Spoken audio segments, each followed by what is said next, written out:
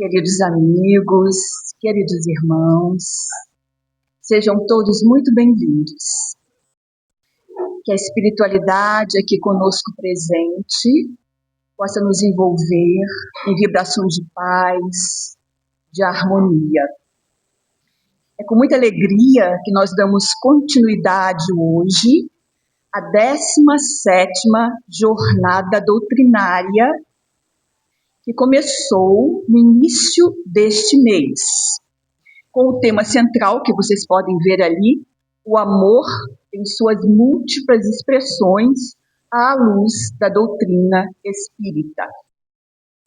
A jornada doutrinária é uma promoção da 10ª União Regional Espírita, vinculada à Federação Espírita do Paraná, e será realizada durante todo o mês de janeiro e a primeira semana de fevereiro. Nós destacamos que cada semana será feita em uma casa diferente. A sociedade, por exemplo, a primeira semana foi na Sociedade Espírita Paz, Amor e Luz. A segunda, no A Caminho da Luz. Hoje, semana passada foi no Semeador. Essa semana é aqui no Caminho da Luz. Na próxima semana será na Federação Espírita Allan Kardec e para fechar na Sociedade Espírita Amor e Caridade. Então, para nos conduzir em harmonia e em prece, vamos chamar o Arcileu.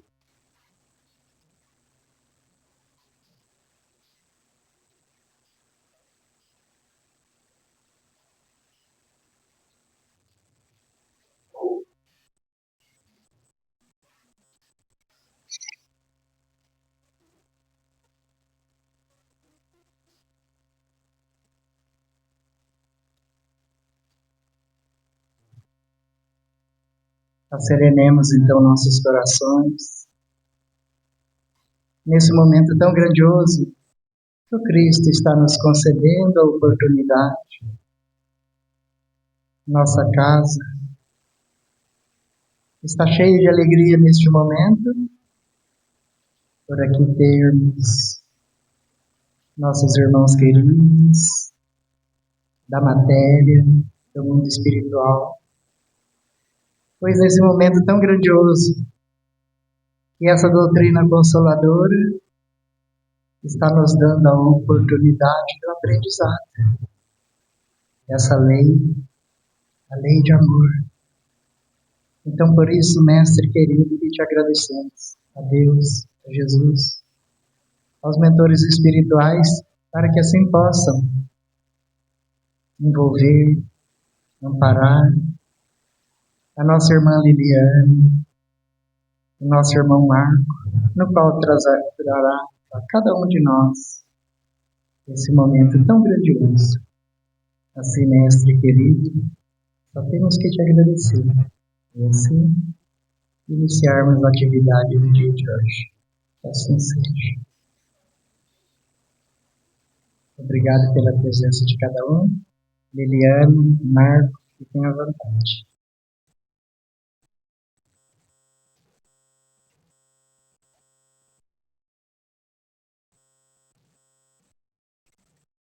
Vamos então à apresentação dos expositores da noite de hoje, que trarão o tema a influência do amor nas relações sociais. Cada explanação terá duração média de 35 a 40 minutos, porque depois, em seguida, nós abriremos para as perguntas. Liliane Duran Lopes. Natural de Londrina, Paraná, cidade onde começou a frequentar a evangelização infantil na Casa Espírita em 1997. Atuou como evangelizadora nas cidades de Londrina e Rolândia e está vinculada à Sociedade Espírita O Semeador desde 2010, quando se mudou para Cascavel. Está na coordenação da área de comunicação social espírita da 10ª URI desde 2020.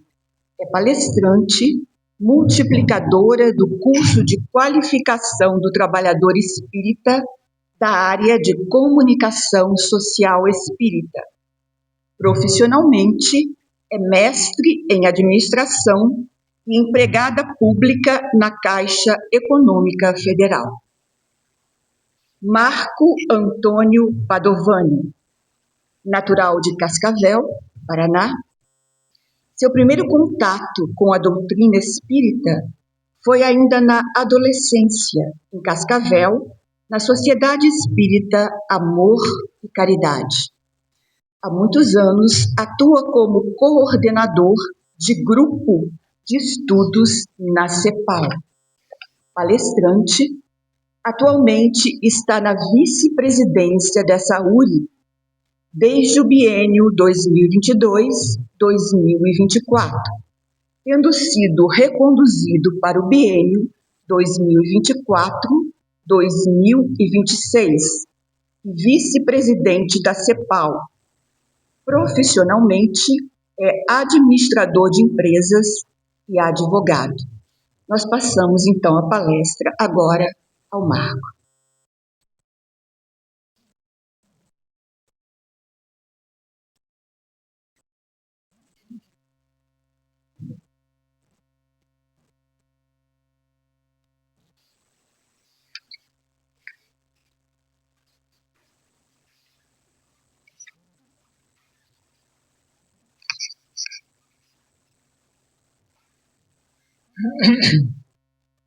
Boa noite a todos. Que Jesus nos abençoe, abençoando a cada um, abençoe nossos familiares, nossos entes queridos. Deus é amor, disse o apóstolo João,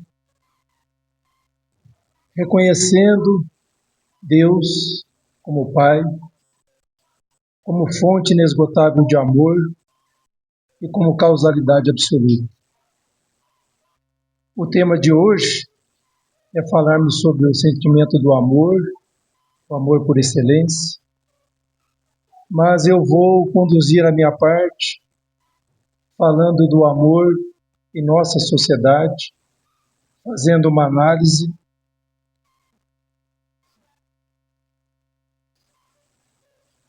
levando em consideração o nosso contexto atual do planeta Terra, que está num período de transição planetária, evoluindo de um mundo de provas e expiações para um mundo de regeneração.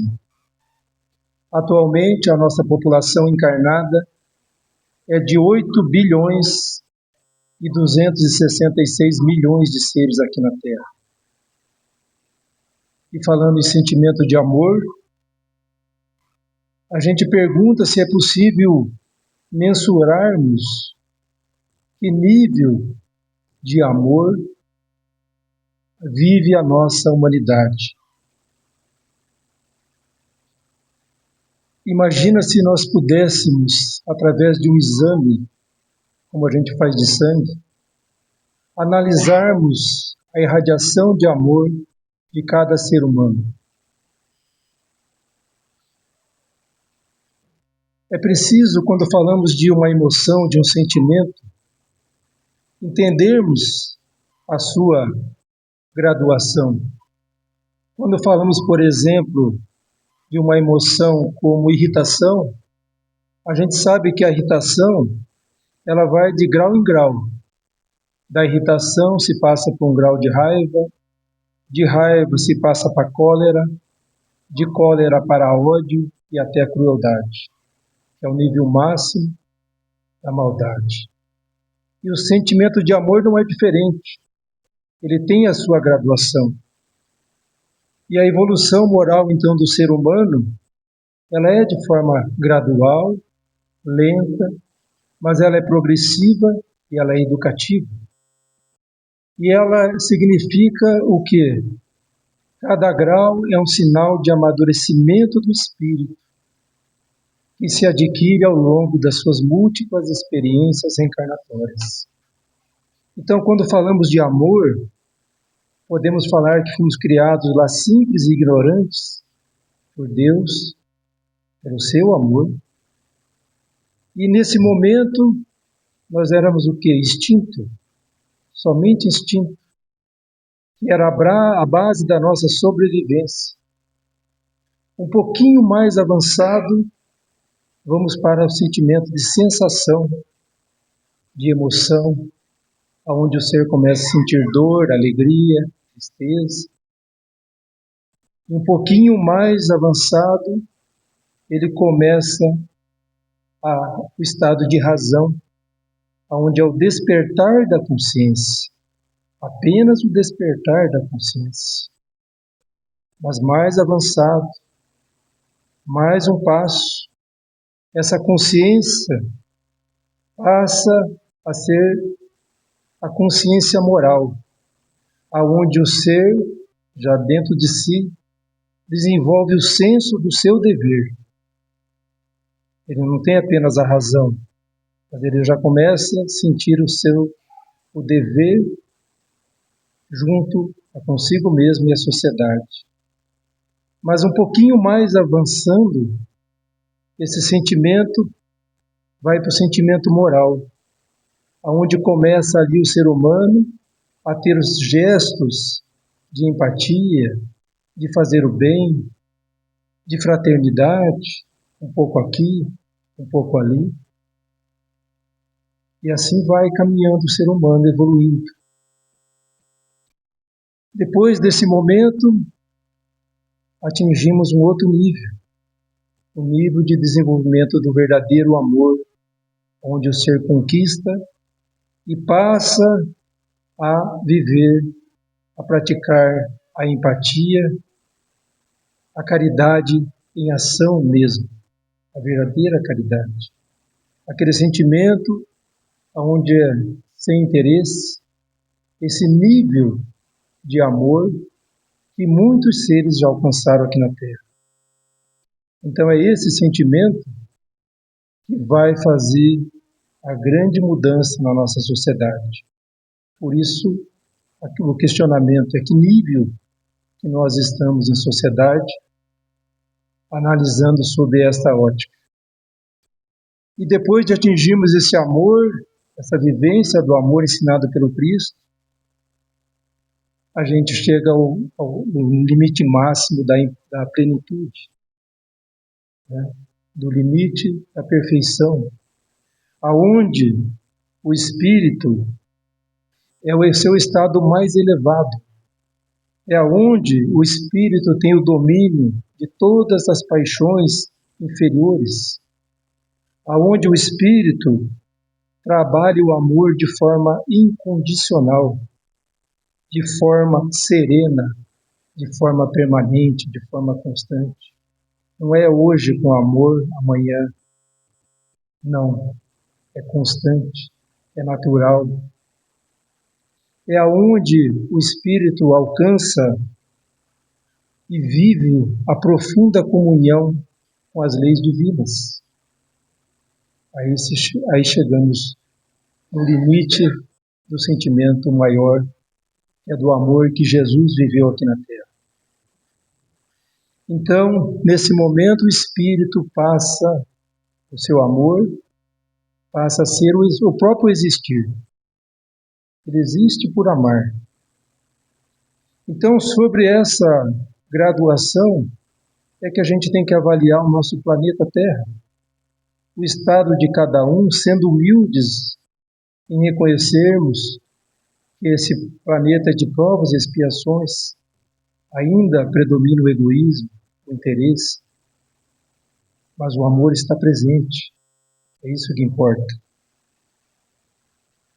Se a gente olhar o sentimento de amor e olhar a realidade da humanidade, a gente fala, não pode, será que o amor existe mesmo? Nós estamos vivendo em 2026 uma guerra que já passa anos, a Ucrânia e a Rússia. Nós temos, neste momento, mais de 120 conflitos armados simultâneos no nosso planeta. 120. Nós temos cerca de 200 mil incidentes violentos. Não é uma pessoa, um ato de violência, não, são incidentes coletivos violentos no planeta por ano. A média é de 440 a 470 mil homicídios no planeta Terra em 2026. Uma morte acontece a cada 70 segundos por homicídio. Mas cadê o amor? Agressões físicas não letais são milhões, milhões e milhões por ano. E suicídios, cerca de 700 mil. É um número ainda que eu acho que deve ser muito maior que isso. Mas que, de acordo com a Organização Mundial da Saúde, são 700 mil homicídios por ano.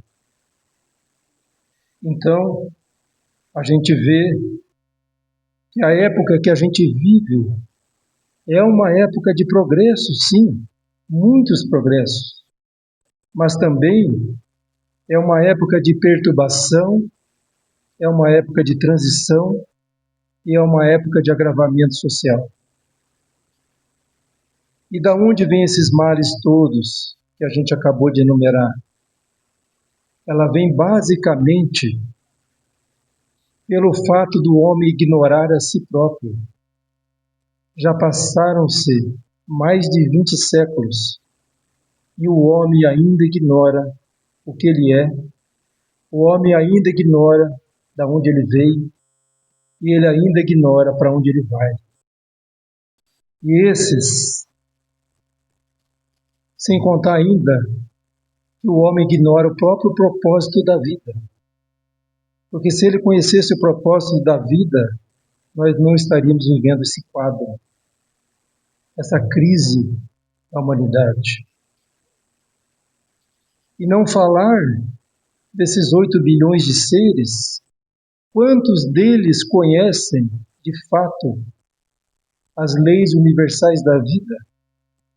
Quantos desses seres conhecem as leis morais da vida? Porque se as conhecessem, se entendêssemos das leis da vida, o momento atual seria de um nível de amor muito maior, muito maior. Mas eu quero dizer com isso que nós, humanidade, nós não estamos em decadência moral. Não estamos em decadência moral. Nós estamos vivendo um momento de transição para melhor.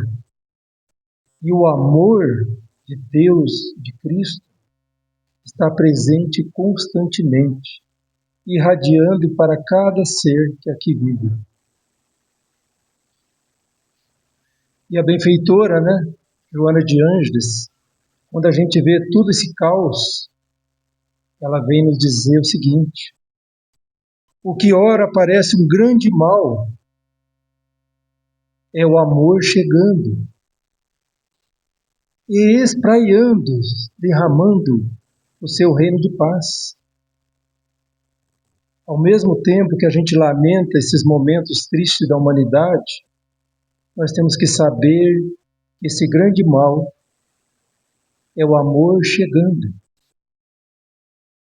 É uma esperança que a benfeitora, com todo esse conhecimento que ela nos trouxe da humanidade, vem nos dizer que esse reino de paz está sendo instalado em meio a esse caos. E ela diz assim: Jesus nos espera e confia no nosso devotamento. É o papel de cada um.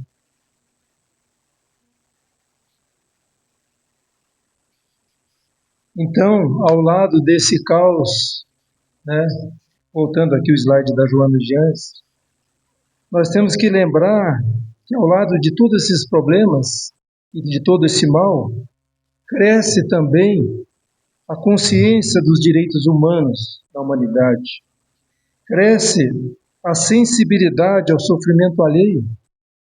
É evidente isso também. Cresce a repulsa moral, a injustiça. A gente vê hoje, né? A gente não aceita mais. E isso é geral também. Cresce também os gestos nobres de solidariedade, de fraternidade, de amor, por todos os cantos do planeta. Então, a verdade é que o amor está florescendo aos poucos no nosso planeta, em nossa sociedade, mesmo diante desse caos que vivemos. Mas então o que está acontecendo é uma verdadeira crise moral. E essa crise moral, quem nos explica esse momento de crise é Leon Denis, na obra Após a Morte. E eu recomendo a todos vocês lerem esse livro, Após a Morte.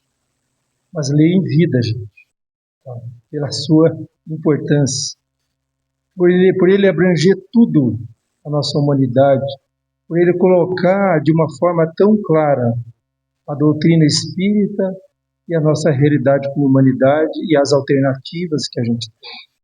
Então lembre, vamos ler o livro Após a Morte em vida. E o que Leon Denis vai nos dizer sobre a crise moral? Ele vai dizer o seguinte: a hora presente é de crise e de renovação. Atualíssimo, ele está falando. O mundo está em fermentação, a corrupção se acresce, a noite estende-se, o perigo é grande. Mas, por detrás da sombra, vemos a luz, por detrás do perigo, a salvação. Uma sociedade, diz Leon, não pode perecer. Se traz em si elementos de decomposição, também possui germes de transformação e de ressurgimento. Estamos vivendo um momento de transformação e de ressurgimento. Por isso que o amor está vivo. Diz ele, a decomposição anuncia a morte, mas também precede o renascimento. Pode ser o prelúdio de uma outra vida. Mas ele mesmo faz a pergunta, de onde virão a luz, a salvação e o reerguimento que todos nós aqui desejamos? Da igreja, diz ele, não. Porque ela é impotente para regenerar o espírito humano. Não é uma crítica, é uma realidade. Ele fala da ciência, também não. Pois esta não se preocupa com os caracteres nem com as consciências, mas tão só com o que fere os sentidos. Então ainda a ciência não vai nos ajudar. Mas ele vai dizer o que vai resolver essa crise. E ele fala, graças a ela, a doutrina espírita, eis que se desenrola aos olhos de todos, na espiral infinita dos tempos, o drama imenso da vida imortal, com as existências inumeráveis e os progressos incessantes que reserva a cada um de nós na escala colossal dos mundos. Tal doutrina poderá transformar povos e sociedades, levando claridades a toda parte onde for noite, fazendo fundir ao seu calor o gelo e o egoísmo que houver nas almas, revelando a todos os homens as leis sublimes que os unem nos laços de uma estreita, de uma eterna solidariedade. A doutrina espírita, diz ele, estabelecerá a conciliação com a paz e a harmonia. Por ela, aprenderemos a agir com o mesmo espírito e o mesmo coração. E a humanidade, consciente da sua força, caminhará com um passo mais firme para os seus magnificentes destinos. Então, Leon Denis, no livro Depois da Morte, esclarece o porquê dessa crise e esclarece o papel da doutrina espírita nessa transição e nesse passo fundamental de ressurgimento de uma sociedade que vai amar mais, que vai valorizar o próximo, que vai fazer o bem, que vai ser menos egoísta e menos interesseira. O Espiritismo, portanto, como diz Leon Denis, se apresenta como a solução para restaurar a bússola moral e espiritual do ser humano que está perdido. O ser humano está perdido e precisa de uma bússola, de um norte. Por quê? Porque o Espiritismo, redivivo, nos mostra e nos revela a imortalidade, a justiça divina, a reencarnação como meio de progresso, nos mostra a proposta da fé raciocinada, da fé esclarecida, nos traz para próximo de nós Deus como Pai soberano e justo e bom e de infinito amor. E sinaliza para nós tudo isso uma nova era que nós vamos viver logo mais na nossa humanidade, aonde o amor, então, ocupará o seu lugar verdadeiro.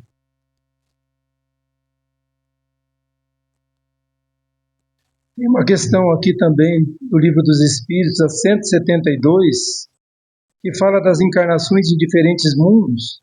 Nós temos que considerar isso também na análise do amor na sociedade. E é perguntado, as nossas diversas existências corporais se verificam todas na Terra? Não. Vivemos em diferentes mundos. Mas ele esclarece, as que aqui passamos, aqui na Terra, não são as primeiras e nem serão as últimas. São, porém, das mais materiais e das mais distantes da perfeição. Esse reconhecimento é importante. Esse distanciamento da perfeição que se faz pela humildade. Mas, ao mesmo tempo, nós já temos condições de se despertar da consciência e compreender a proposta de Cristo e vivê-la hoje. Joana de Ângeles diz que a felicidade é de outro mundo, sim, mas que é aqui que a gente tem que começar a saboreá-la, construí-la.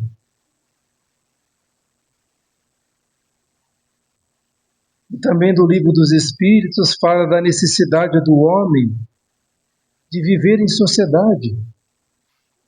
A doutrina espírita abrange todos os ramos e nos responde todos os questionamentos, a ponto da pessoa que estuda as leis divinas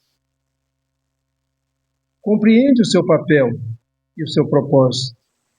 Aqui está tão claro a necessidade de que o homem tem de viver em sociedade. Nascem-lhe obrigações especiais? Certo que sim. E a primeira de todas as obrigações nossas por viver numa sociedade é de respeitar os direitos dos seus semelhantes. Se a humanidade já fizesse isso, já estaria ótimo. Aquele que respeita esses direitos procederá sempre com justiça, diz os benfeitores.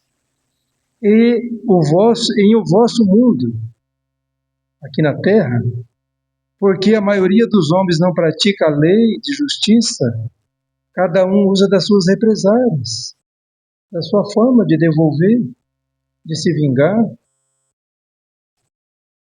Essa, diz os benfeitores, a causa da perturbação e da confusão em que vivem as sociedades humanas. Mas e o amor? Nós estamos falando que a maioria nem respeita os direitos do próximo, quanto falar do sentimento de amor. Então nós vamos ver que o amor está presente. A vida social outorga direitos e impõe deveres recíprocos. É isso que a sociedade, cada um tem que entender, desde o primário, na escola. Direitos eu tenho, sim, diante da sociedade, da família, da natureza. Mas eu tenho obrigações. E quais são elas? Começa por respeitar o direito do próximo. Quando eu falo que o amor está presente em nossa vida, ele está mesmo. E eu trago Chico Xavier aqui, que eu tive a alegria de conhecê-lo, de apertar-lhe a mão, nas várias vezes que fui com meus pais até Uberaba, na busca de mensagem do meu irmão que faleceu com 15 anos. E eu pude sentir, vendo o Chico psicografar, chegando próximo dele, a irradiação de amor que ele tem, a paz que ele proporciona, porque é um espírito que aprendeu a amar na vida. Então eu trago o Chico porque é um contemporâneo nosso, porque do passado longínquo tem vários que demonstraram, que alcançaram o sentimento de amor na nossa sociedade e viveram esse amor, como Paulo de Tarso, Teresa, né? Madre Teresa, Divaldo e muitos outros.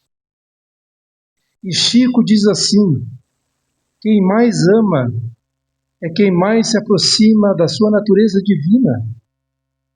Amar é se aproximar da nossa própria natureza. O dia em que o homem começar a amar o próximo como a si mesmo, a terra, como por encanto, se transformará. Falta-nos sentir que o outro, seja ele quem for, é de fato nosso irmão e nosso igual perante Deus. O amor, você não olha para o outro, esse não tem um sentimento, aquele, por isso, por aquilo. Chico amava a todos, o rico, o pobre, o que o ofendia, o ignorante, o criminoso. Será que quando a gente tiver a notícia de um criminoso, a gente ora por ele? A gente olha ele como irmão que caiu, que faliu, e que nós no passado também fizemos isso? E o Chico, tem duas passagens que me chamou a atenção quando o Alberto Almeida falou do que o amor transforma a pessoa. Diz que o Chico estava num hotel para um evento, e naquele mesmo hotel tinha uma mulher famosa que ia fazer um show, só que o show era um show que ela ia quase despida, uma mulher bela, sensual. E bem na hora que o Chico foi sair para o evento, que abriu a porta do seu apartamento, essa mulher também saiu do outro apartamento e correu em direção do Chico, quase despida, e o Chico olhou para ela e falou: minha filha, vai colocar uma roupa, senão você vai pegar uma pneumonia. E essa mulher falou que o Chico foi o único homem que olhou para ela e se preocupou com a saúde dela. Isso é amar. Isso é o sentimento de olhar diferente. E num outro episódio, diz que o Chico tinha um compromisso muito sério em Uberaba. Ele, como disciplinado, chegou no ponto de ônibus, com seu, sempre preocupado com o tempo. E quando chegou o ônibus, ele foi subir o primeiro degrau, uma criança falou: oi, Chico, vem aqui. O Chico olhou o relógio, pensou no compromisso, e era sério aquele compromisso. E o que ele fez? Ele desceu do ônibus, foi até aquela criança, e aquela criança tinha colhida do chão ali, das graminhas, uma florzinha bem simples. Deu para o Chico e lhe deu um beijo. Esse gesto diz que o Chico, naquele momento, ele decidiu que a vida dele era por renúncia dos seus interesses em favor do amor ao próximo. Foi neste momento que ele se decidiu por amar, amar e amar. Então, por isso que eu trago o exemplo do Chico. porque a gente vê um mundo, parece que está sem amor, mas tem muitas luzinhas nascendo e vivendo esse sentimento. E cabe a cada um de nós também desenvolver. Diz a benfeitora Joana de Ângeles, avancemos no amor. Esse amor do Chico, esse amor que o Evangelho propõe. Avancemos no amor e aguardemos que o amor nos coroe o espírito, hoje ou mais tarde, com as flores dadivosas do bem incondicional. Veja a proposta. Amor, como Chico falou, amar de forma incondicional, sem esperar paga, sem esperar reconhecimento, sem esperar um muito obrigado. Amar por amar. E a Joana fala, hoje ou mais tarde, é o melhor investimento para o espírito, trabalhar os sentimentos.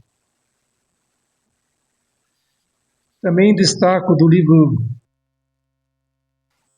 dos Espíritos, do Evangelho segundo o Espiritismo, quando fala dos caracteres da perfeição, só as frases: o verdadeiro homem de bem é o que cumpre a lei de justiça, de amor e de caridade na sua maior pureza. O amor, justiça e caridade. O verdadeiro homem de bem. Possuído do sentimento de caridade e de amor ao próximo, faz o bem pelo bem, sem esperar paga alguma. E a receita é simples, não é difícil amar. Tem que querer. E reconhece-se o verdadeiro espírita pela sua transformação moral e pelos esforços que emprega para domar suas inclinações más. Então, quando fala da transformação moral, eu volto naquela pergunta. É possível a gente mensurar o amor? Eu até fiz essa pergunta para minha filha. Foi quarta-feira, no dia do Evangelho, porque eu estava falando do tema. É possível a gente mensurar o amor? O ano passado teve 52 semanas. 52 semanas. Se eu trabalho lá no Núcleo Assistencial Francisco de Assis. Eu trabalho no sábado. Se eu tivesse ido trabalhar no projeto social as 52 semanas do ano passado, isso significa que eu desenvolvi o amor em mim? Não, de forma nenhuma. Eu posso ter ido lá rigorosamente participar do projeto e de ajudar o próximo. Mas isso não muda nada. Não mensura em mim o sentimento de amor. Por quê? Porque não se mede o amor por resultados externos. Se mede o amor pela transformação moral de cada um. Então não adianta nada eu ir 52 semanas, bater o cartão e continuar sendo a mesma pessoa. Então, o que mediria o amor seria se eu realmente diminuísse o grau de egoísmo que eu tenho. Se realmente eu sou capaz de perdoar. Isso é que mede o amor. Se realmente eu pratico a caridade sem ostentação, sem ninguém ver, com intenção real de ajudar, não de troca, um futuro melhor. A minha transformação moral seria se eu de fato desejaria justiça. Mas sabe aquela justiça que a pessoa traz um sentimento igual à vingança? Eu quero justiça, eu quero isso. Isso não é transformação moral. Deixar a justiça dos homens e confiar na justiça de Deus e querer o bem daquele que te fez mal. Isso mensura o amor de uma pessoa. A transformação moral se mede pelos gestos de mansuetude diante de qualquer atrito, o comportamento de paz, de serenidade, de evitar o conflito. Nos seus gestos pequenos de generosidade que a gente tem a oportunidade de todo dia de praticar, de forma simples. Na capacidade de olhar para todos os seres como seu semelhante, como eu falei antes. Não importa o que ele é, se ele é um poderoso, se é um simples, se é um mendigo, se é um criminoso.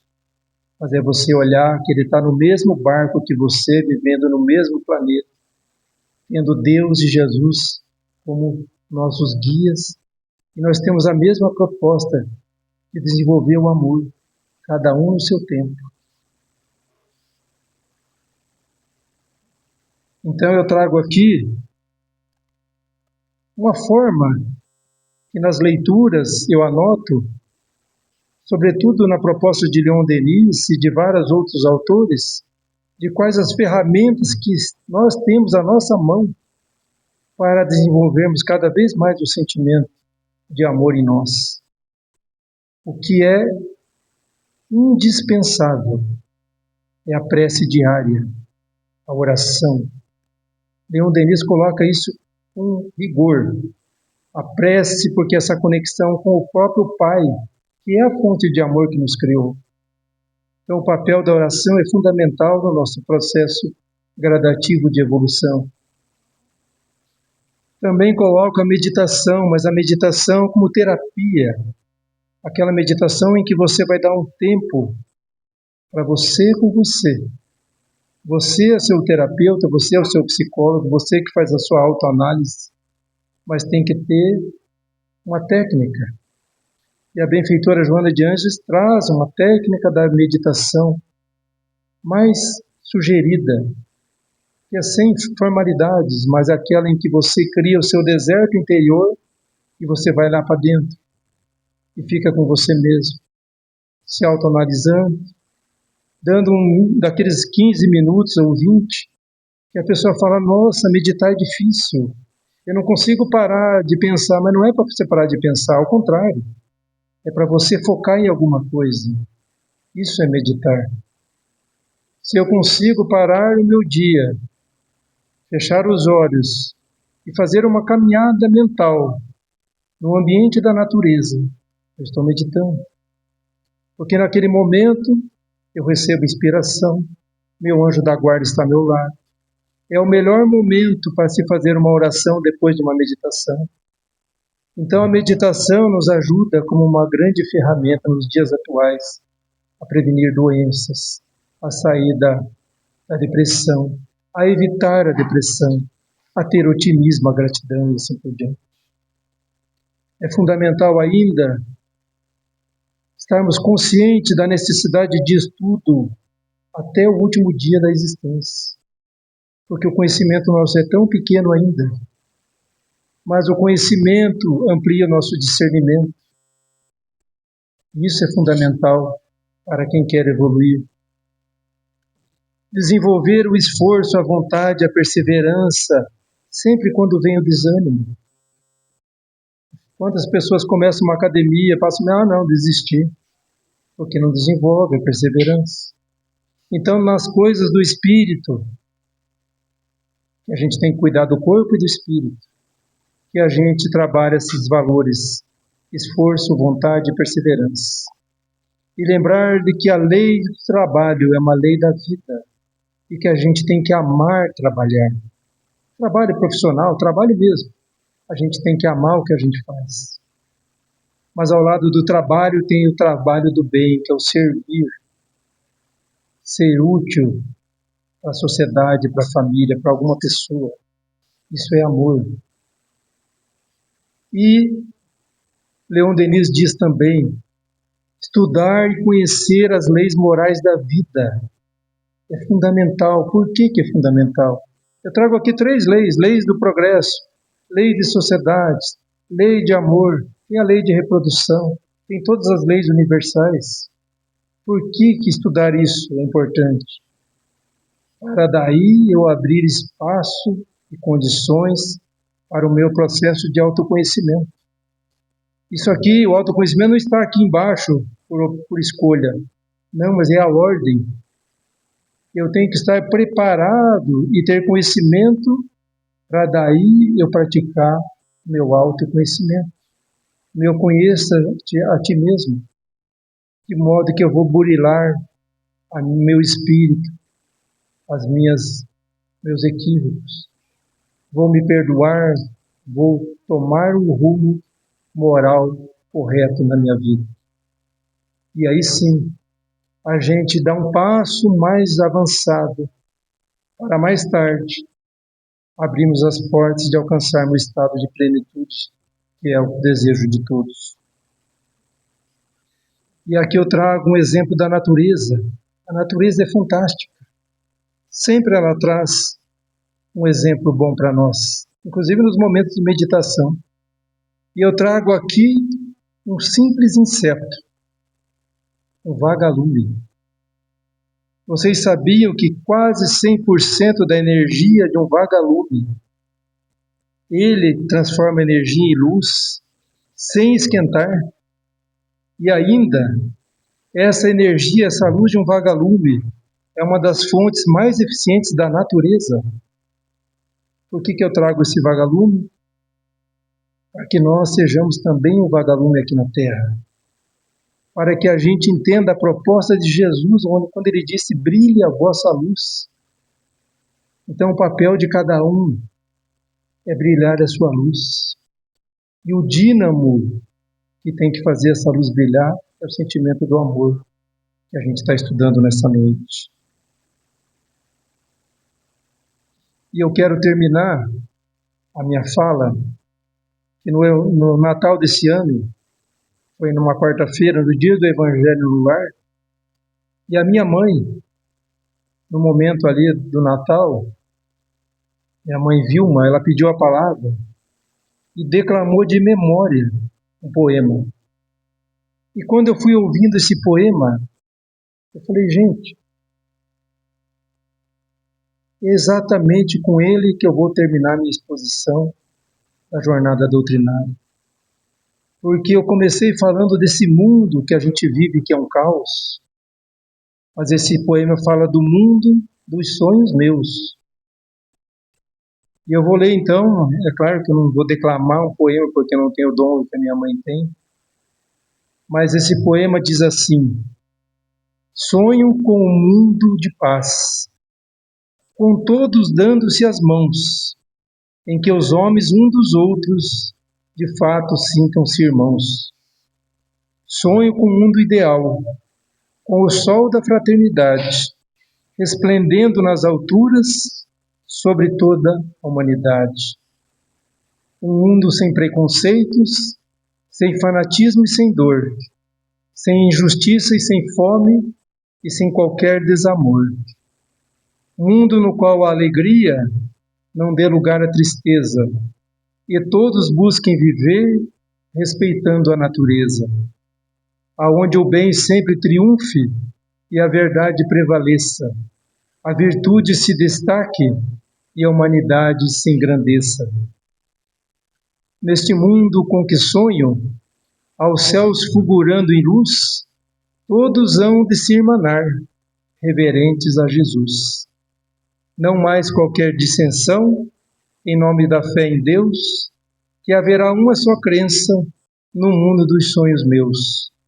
Um só povo, uma só voz, sob uma mesma bandeira, um só coração pulsando no peito da terra inteira. Ele termina assim, esse mundo que imagino, sublime e excelso jardim, haverá de tornar forma um dia fora de mim.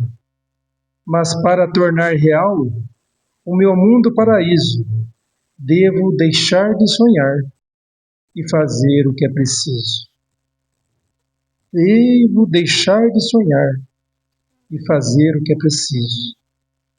Euclides Formiga e João Cabete, espíritos, e Carlos Bacelli, o médium.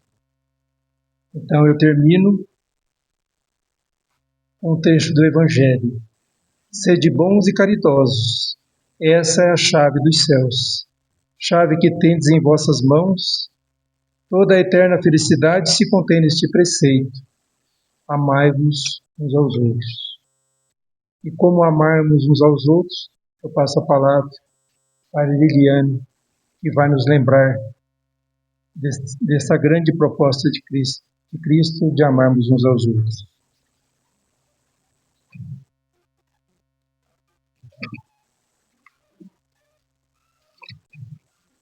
Sai por aqui. Não, tá perfeito.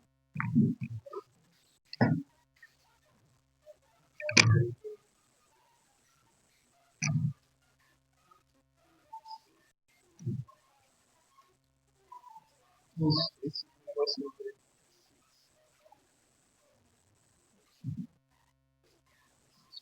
de bom.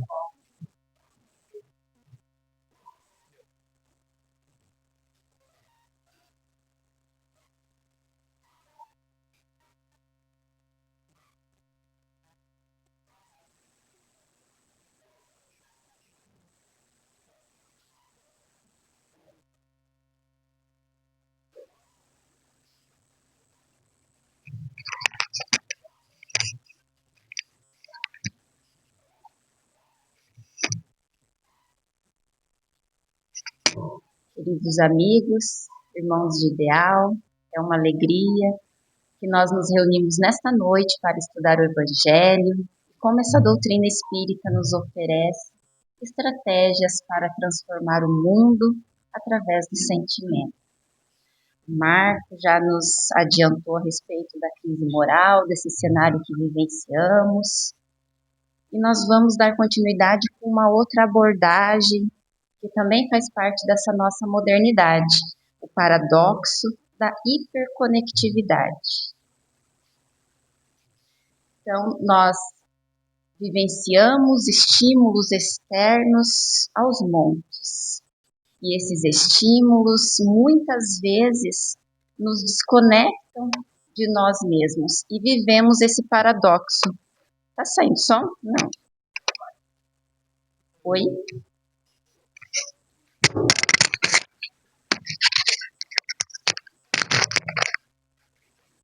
Slides apressado, passou um punhado de vezes.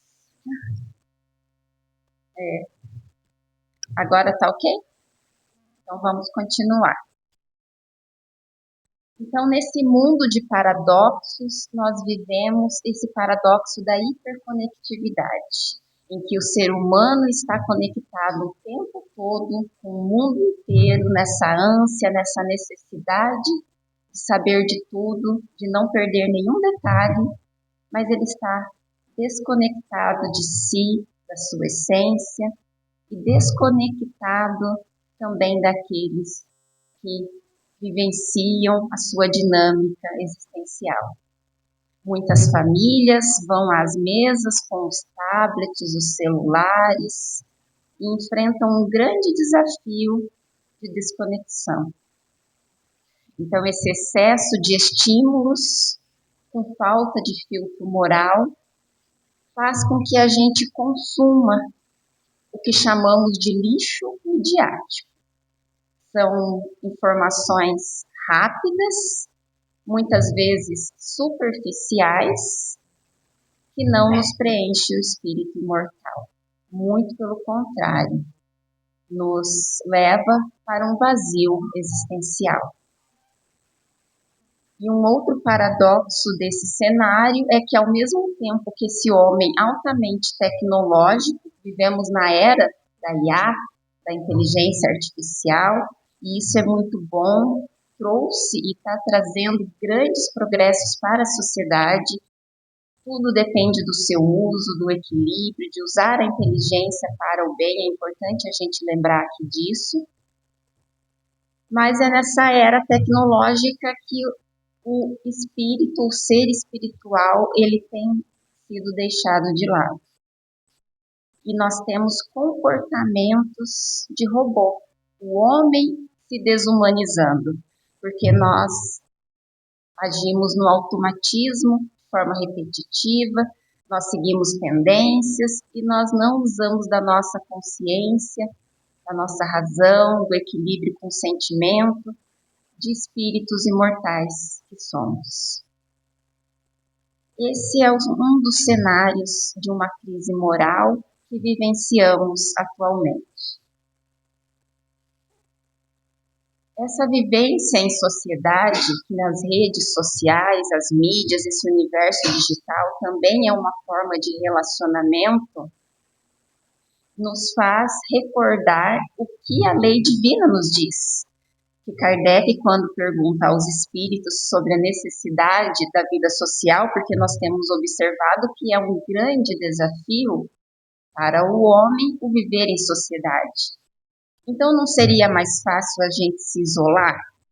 Quem que não tem um parente difícil, afinal de contas, que a gente tem vontade que ele não fizesse parte do nosso núcleo, ou que a gente se ausentasse? Quem não tem um colega de trabalho complicado? Quem nunca pensou em se mudar para uma ilha deserta, na tentativa de se afastar de todos os problemas? Será que resolveria? A lei divina, ou natural, que é soberana, vai nos dizer que não. Questões 766 e 767 que eu destaquei aqui, Kardec então pergunta aos espíritos: a vida social está na natureza? E a resposta, certamente. Deus fez o homem para viver em sociedade e não lhe deu inutilmente a palavra e as outras faculdades necessárias à vida de relação. E ainda continua na próxima pergunta a respeito do insulamento. Se a gente se isolasse, vivesse em solidão, esse seria o caminho? Ele é contrário à lei da natureza? A resposta dos espíritos é taxativa, sem dúvida, pois que por instinto os homens buscam a sociedade e todos devem concorrer para o progresso. O que nos remete a uma outra lei, a lei de progresso, que por sinal é essa vivência uns com os outros, que é uma grande oportunidade de aprimoramento, e esse isolamento ia nos privar dessa situação, porque assim a gente tem condições de um ir auxiliando o outro. Nós vamos lembrar a parábola uma pequena fábula, na verdade, do porco-espinho. Talvez alguns de vocês já conheçam, mas vale a pena para ilustrar as nossas reflexões dessa noite.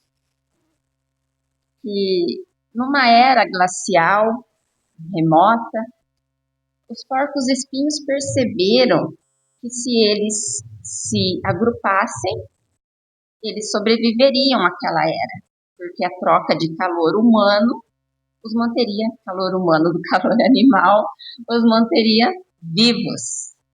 Então, eles passaram a ter esse comportamento, mas tinha algumas coisas que não eram muito agradáveis, porque nessa convivência, os espinhos que eles tinham, uns começaram a machucar os outros. Então, alguns incomodaram-se com isso e se afastaram do grupo. Mas eles perceberam que aqueles que estavam sobrevivendo, que tinham mais chances, eram os que viviam agrupados numa forma de sociedade, fazendo com que os que haviam sobrevivido em grupos menores, isolados, voltassem ao grupo maior, mas de uma maneira diferente, porque eles perceberam que era necessário manter uma certa distância, respeitando os espaços do outro, trabalhando a tolerância, a paciência e o amor como forma de crescimento e de progresso para eles perpetuarem ao longo da jornada.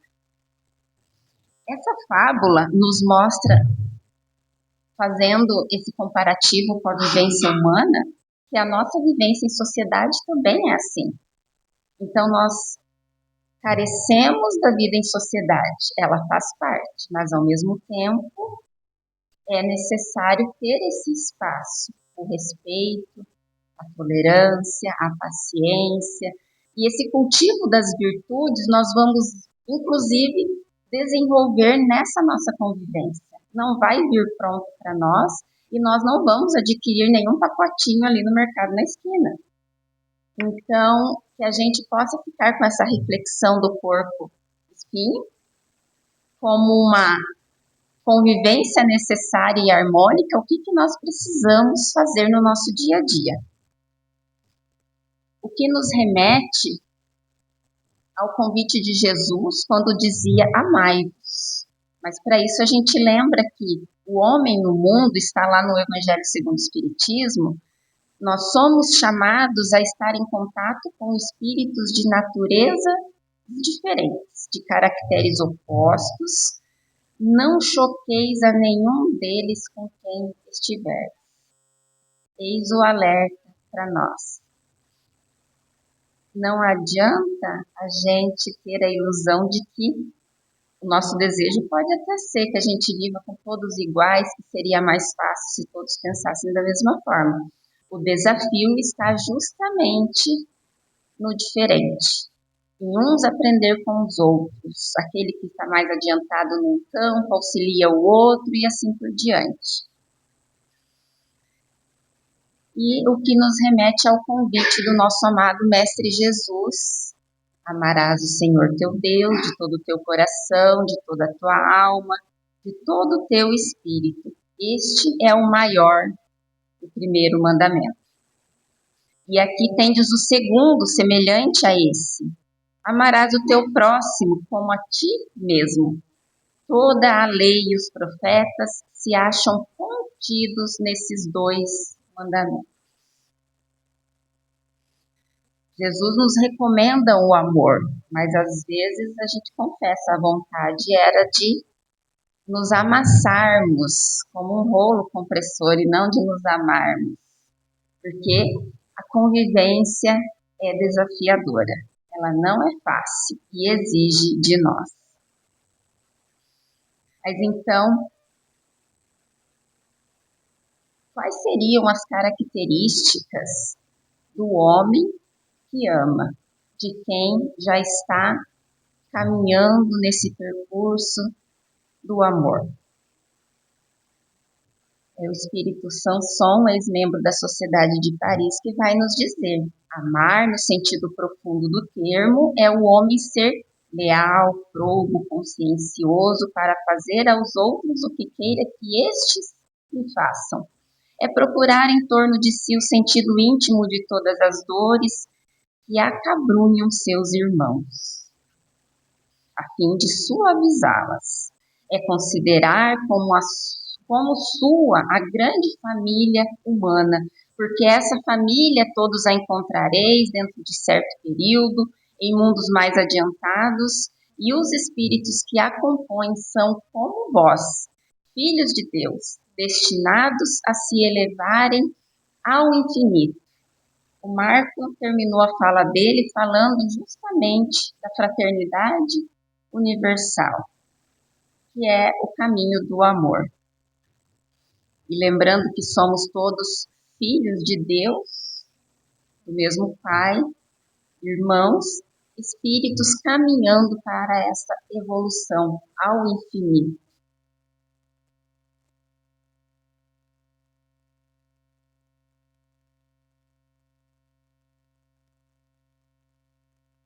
Quando falamos de relacionamentos sociais, tem um trecho do Evangelho de Jesus que nos traz justamente um maior tratado sobre relações sociais. É quando os fariseus o provocam, perguntando se ele devia pagar o tributo. Então, a resposta do nosso mestre, ele muda até o verbo, e ele diz: dai a César o que é de César e dai a Deus o que é de Deus. Nós não vamos nos alongar muito por aqui, mas a ideia de lembrar dessa passagem é dos nossos compromissos, dos nossos direitos e dos nossos deveres para com todos, em todas as esferas da nossa existência. Então, no lar, com a família, no trabalho, na vida pública, nas redes sociais, com as autoridades. Nós temos tantos direitos como nós temos deveres a honrar. como o nosso tempo aqui é enxuto, eu não sei de quem foi a ideia de falar 30, 40 minutos, passa muito rápido, nós vamos trazer 3 abordagens rápidas. A primeira delas, então, na intimidade do lar. Então, é na intimidade do lar que o amor ele se traduz na paciência com os erros alheios, em ouvir com atenção, no respeito à individualidade, vamos lembrar dos nossos espinhos, que cada um tem os seus, transformando o teto doméstico em um verdadeiro laboratório de almas. E é esse laboratório de almas que caracteriza o lar que vai nos preparar para a vivência em sociedade. Então, a gente começa o desenvolvimento do amor no lar e estendemos para a família maior, para a família universal. Esse resumo a respeito dessas vivências, nós tiramos do livro Sinal Verde, de Chico Xavier, pelo espírito André Luiz, uma obra simples, mas de muito bom senso e que traz exemplos práticos muito importantes dessa nossa convivência em todas as esferas da existência, desde o momento que a gente levanta até quando a gente se recolhe novamente, que eu recomendo muito que vocês também possam recordar dessa obra quem ainda não conhece. Quando falamos de trabalho e vida pública, o amor se transborda em cordialidade, em solidariedade como motor de convivência, em humildade para servir além do dever, na gentileza no trânsito e nas filas. A figura aqui eu fiz questão de trazer um animalzinho na faixa de pedestre para nos lembrar do respeito também aos animais, que fazem parte da sociedade. Quando tratamos do universo digital, uma abordagem que nós vamos trazer, ela não se diz unicamente ao universo digital, porque nós vamos falar um pouquinho de comunicação. Então, vale também para as esferas anteriores que nós já falamos, do lar, do trabalho, da vida pública. Mas aqui, focado então no universo digital, que é o grande desafio do amor, promover essa fraternidade universal. Porque hoje nós estamos um pouco perdidos. Nós achamos que se é presencialmente, se tem alguém vendo, tudo bem, não pode, a gente sabe que não pode, mas se é virtualmente, a gente perde os crivos e somos mais ousados, porque você não está vendo a pessoa olho no olho. Então, é mais nesse sentido desse alerta para que a gente possa fazer as nossas reflexões em como anda a nossa comunicação. É preciso ética e responsabilidade com o conteúdo. Para isso, nós lembramos da parábola de Sócrates, das 3 peneiras. Conta que um homem o procurou para contar uma fofoca de um amigo. Sócrates então parou e falou assim: espera aí, antes de você me contar, eu preciso saber o que você vai me dizer. É verdade? Aconteceu? Tem algo de bom no que você vai me dizer? É útil? É necessário para alguma coisa? Então, essas são as 3 peneiras de Sócrates. E Sócrates conclui que você então só vai me dizer se o que você tiver para dizer passar por essas 3 peneiras. E fiquemos então com essas reflexões no nosso dia a dia, quando a gente for fazer algum comentário, encaminhar alguma mensagem, inclusive cuidando com a disseminação de fake news. É um assunto que eu fiz questão de trazer porque é pouco abordado ainda na tribuna espírita, mas eu, como sendo da área de comunicação social espírita, a gente teve treinamentos, webinários referente a isso, e a fake news, ela vem muito sutil, gente. Às vezes ela está embutida numa verdade, tem uma coisa que é verdade, Mas tem outra no meio ou outras que não, que isso às vezes deixa o discurso bonito, deixa a mensagem bonita, e a gente gosta de encaminhar coisa bonita, então quando a gente recebe, a gente já sai encaminhando para todo mundo.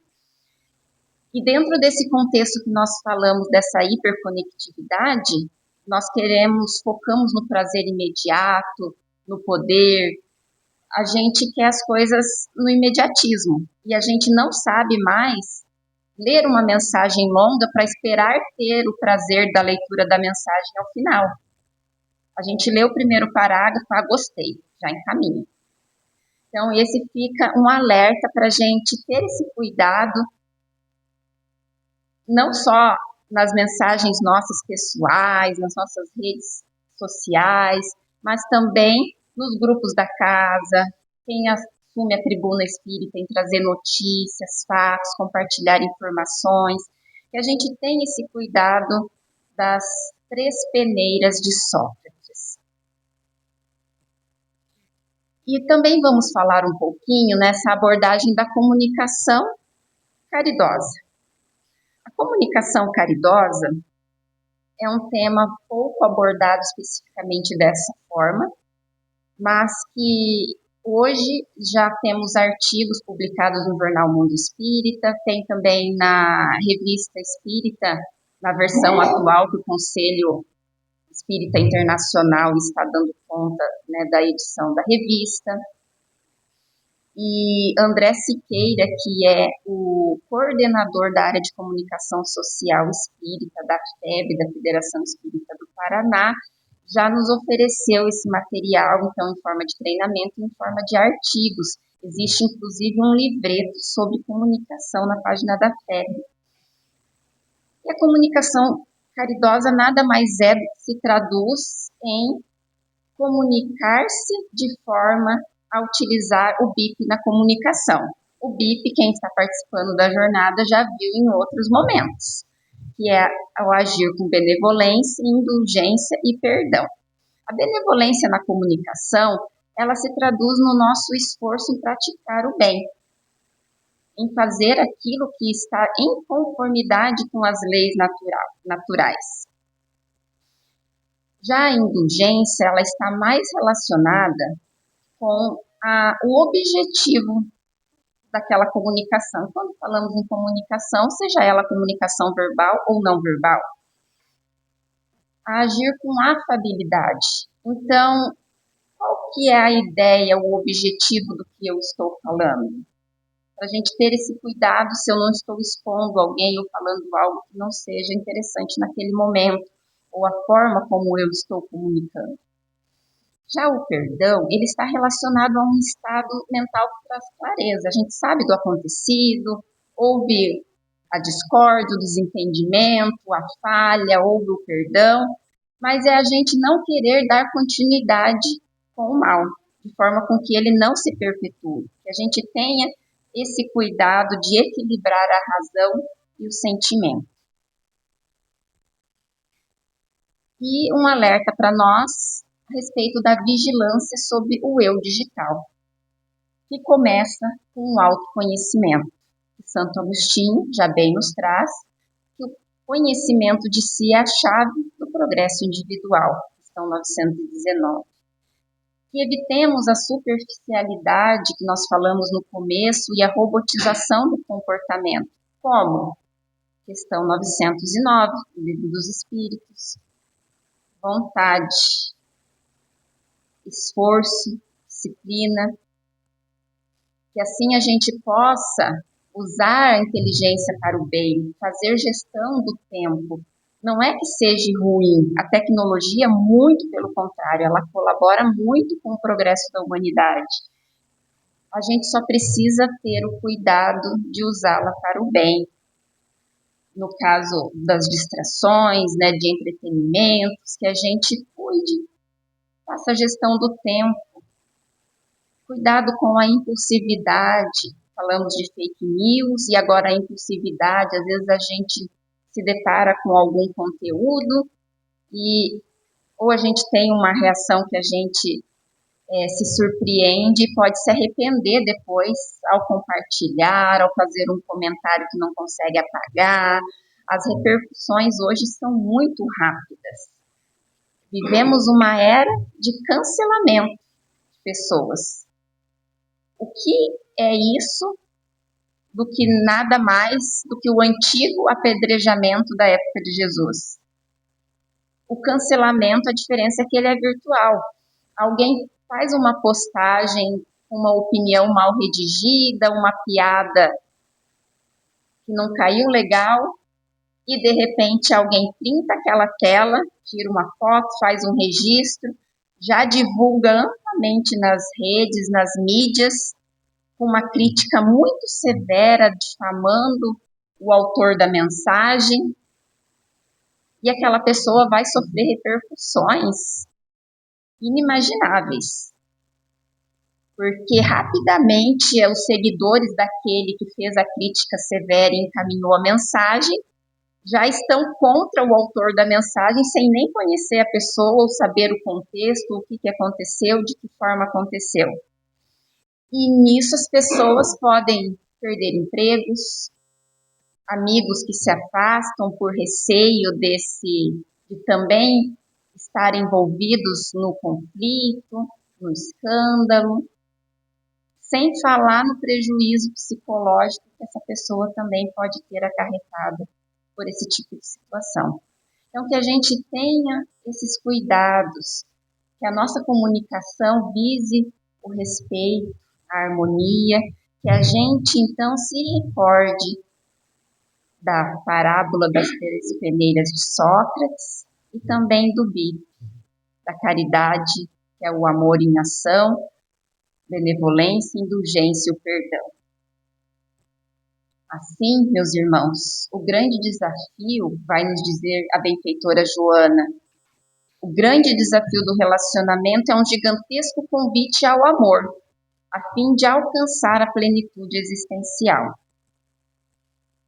Já o Espírito Fênelon continua nos alertando assim, como se ele olhasse nos nossos olhos e falasse: amados irmãos, aproveitai dessas lições.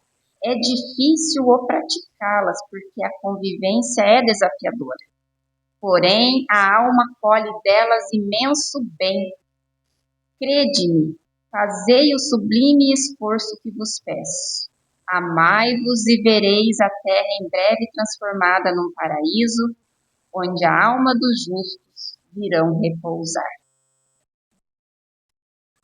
O amor, ele resume a doutrina de Jesus inteira, visto que é o sentimento por excelência. A lei de amor substitui a personalidade, o egoísmo, a grande chaga da humanidade, pela fusão dos seres, extinguindo as misérias sociais. Assim, o amor, ele é de essência divina. Todos nós temos essa essência. E todos vós, do primeiro ao último, tendes no fundo do coração a centelha desse fogo sagrado. Esse germe se desenvolve e cresce com a moralidade e a inteligência, e embora comprimido pelo amiúde e pelo progresso, torna-se a fonte das santas e doces virtudes que geram as afeições sinceras e duráveis que ajudam a criatura a transpor o caminho escarpado e árido da existência humana. Nós estamos vendo o poder transformador do amor, que é capaz de curar a humanidade, de promover coesão, de acabar com as misérias. Assim, o espírito precisa ser cultivado como um campo. Toda a riqueza futura depende do labor atual. A gente precisa começar hoje, agora. E é esse trabalho que começa agora nos granjeará muito mais do que bens terrenos, a elevação gloriosa. É então que, compreendendo a lei de amor que liga todos os seres, buscareis nela os gozos suavíssimos da alma, prelúdios das alegrias celestes. Então, nós começamos hoje com vistas ao nosso progresso de espíritos imortais que somos. para todos os sofrimentos. Meus amigos, tendes, pois, sempre uma palavra de esperança e de conforto, a fim de que sejais inteiramente amor e justiça por onde passais.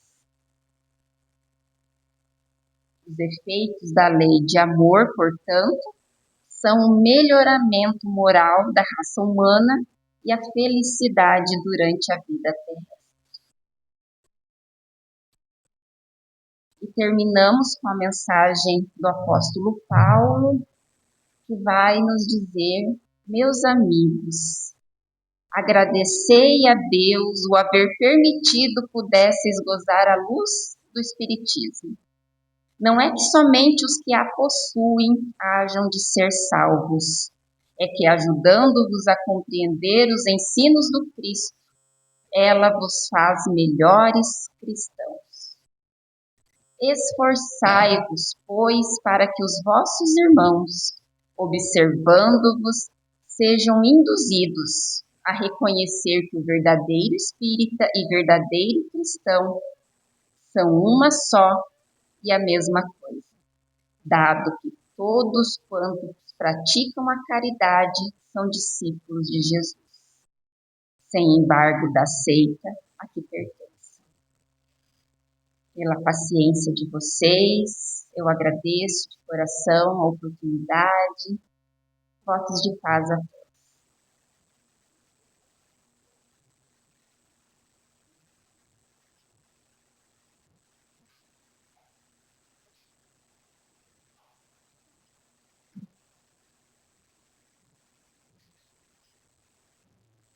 Agradecemos aos expositores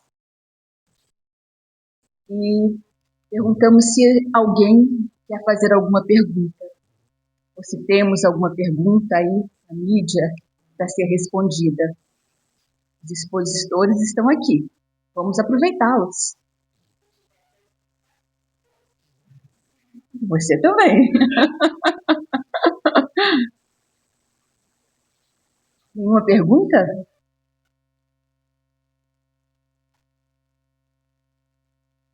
Bom, se não temos perguntas, então vamos encerrar. Agradecemos a presença de todos, dos trabalhadores voluntários, dessa casa que sempre nos acolheu e nos acolhe. Vamos então fazer uma prece de encerramento. Vamos pedir ao Maurici que faça essa prece.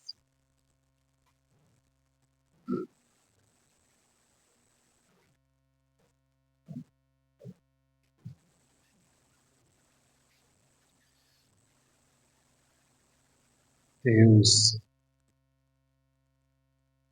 nosso Pai, Jesus, nosso Mestre, benfeitores amigos, que nesta encarnação nos conduzem à luz da doutrina dos Espíritos, a nossa profunda gratidão pela oportunidade que todos temos de meditarmos com profundidade sobre a lei de amor, que possamos, Senhor, imbuídos da boa vontade, agasalharmos esses ensinamentos no fundo dos nossos corações, colocá-los em prática nos nossos lares, nos nossos locais de trabalho, em sociedade. A nossa profunda gratidão a Allan Kardec,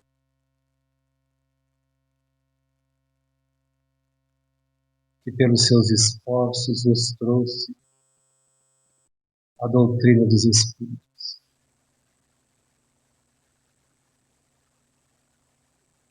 E nesses momentos, então, todos nós agradecidos, abastecidos, compreendendo os caminhos, possamos retornar aos nossos lares em paz, encontrar os nossos amores, abraçá-los, falar-lhes das nossas admirações, das nossas afeições. Que possamos todos nós nos reunirmos neste mesmo local, neste mesmo horário, na próxima sexta-feira, para relembrarmos o que eventualmente houvermos esquecido. Muita paz a todos. Que Jesus nos abençoe.